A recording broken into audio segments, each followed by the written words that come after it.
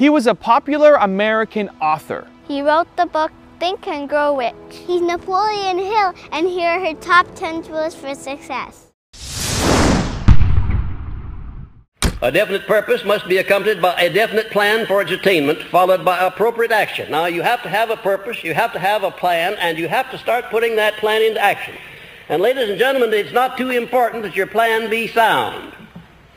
It is, in fact, it's not too important. Because if you find that you've adopted a plan that's not sound, that's not working, you can always change. You can modify your plan. But it is very important that you be definite about what it is you're going after, what your purpose is. That must be very definite. Learn to adjust yourself to other people's state of mind and difficulties so as to get along peacefully with them and to refrain from taking notice of trivial circumstances in your relations with other people by refusing to allow them to become controversial incidents. Great people always avoid small incidents of controversy when possible. If you want the mind to pick up an idea and to form a habit so that the mind will automatically act upon that idea, you've got to tell the mind what you want over and over and over again. No end to it. When Mr. Coué came over here some years ago with his famous formula, day by day in every way I'm getting better and better, he cured thousands of people, but a very great number more than that he didn't cure. And I wonder if you would know why. There was no desire, there was no feeling put into that statement. You might just as well blow in the wind as to make a statement unless you put some feeling back of it. Unless you believe it. Procure a neat, pocket-sized notebook, or something on the order of this one here, loose leaf affair. And on page 1, write down a clear description of your major desire in life. The one circumstance or position or thing which you will be willing to accept as your idea of success. And remember before you begin writing that your only limitations are those which you set up in your own mind or permit others to set up for you. And 2, on page 2 of your notebook, write down a clear statement of precisely what you intend to give in return for that which you desire from life. And then start in right where you stand now to begin giving. And 3, memorize both of your statements, what you desire and what you intend to give in return for it. And repeat them at least a dozen times daily.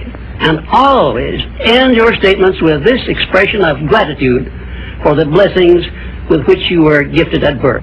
Any dominating desire, plan, or purpose which is backed by that state of mind known as faith is taken over by the subconscious section of the mind and acted upon immediately.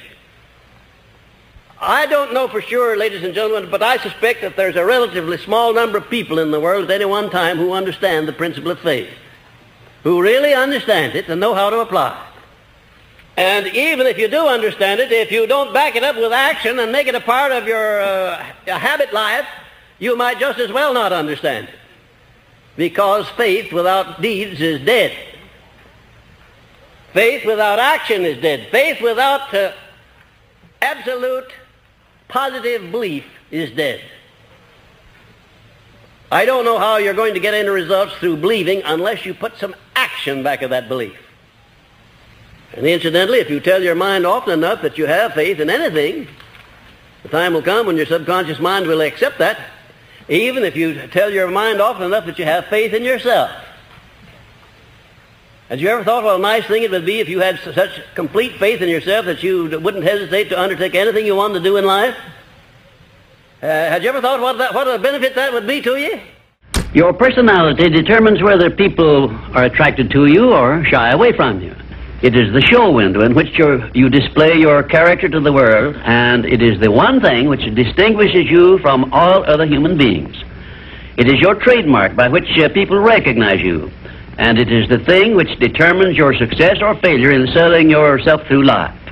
Therefore, you should see your personality just as others see it, so you may improve it where it needs improvement. If you would sit down and put an hour by hour account of the actual work that you put in each day for 1 week, and then an hour-by-hour account of the time that you waste that you could devote to anything you want to if you wanted to, badly enough, you're going to get one of the shocks of your life. We're not efficient. You know, you have about 8 hours to sleep and about 8 hours to earn a living, then have 8 hours of free time that you can do anything that you want to with here in this country where we live. And then definiteness of purpose makes one more alert in recognizing opportunities related to the object of one's major purpose. And it inspires the courage to embrace and act upon those opportunities.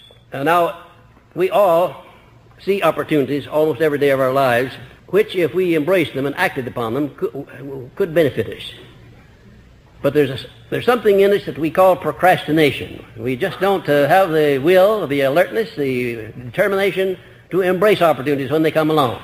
But if you condition your mind with this philosophy, you'll not only embrace opportunities, but you'll do something better. What could you do better than embrace an opportunity? Make the opportunity. That's the idea. Success is something which has to be planned, and success is something which has to be earned in advance.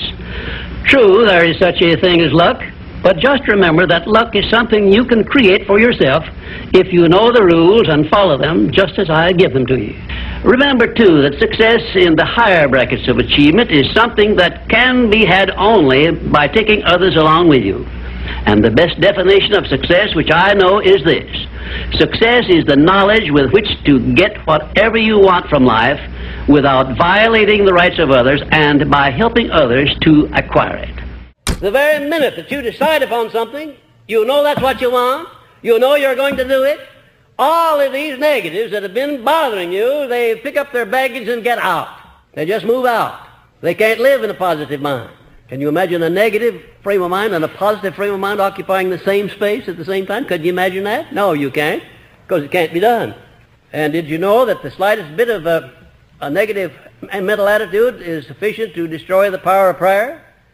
Did you know that the slightest bit of a negative mental attitude is sufficient to destroy your plan, whatever it is you're doing, carrying out your definiteness of purpose?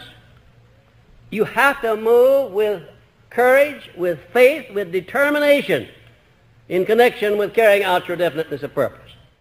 Whatever the mind can conceive and believe, the mind can achieve. Isn't that a profound statement? You will notice that it says nothing about the need for education, but simply that whatever your mind can conceive and believe, your mind can achieve. Now, if you want evidence that the mind can achieve whatever the mind can conceive without the benefit of formal education, you only have to remember that Thomas A. Edison conceived the idea of becoming an inventor and lived to become the world's greatest scientist in the field of invention with only 3 months of common school education. Thank you so much for watching. I made this video because business asked me to. So if there's a famous entrepreneur that you want me to profile next, leave it in the comments below and I'll see what I can do. I'd also love to know which of Napoleon Hill's top 10 rules you love the most. Leave it in the comments. We're going to join in the discussion. Thank you so much for watching. Continue to believe, and I'll see you soon.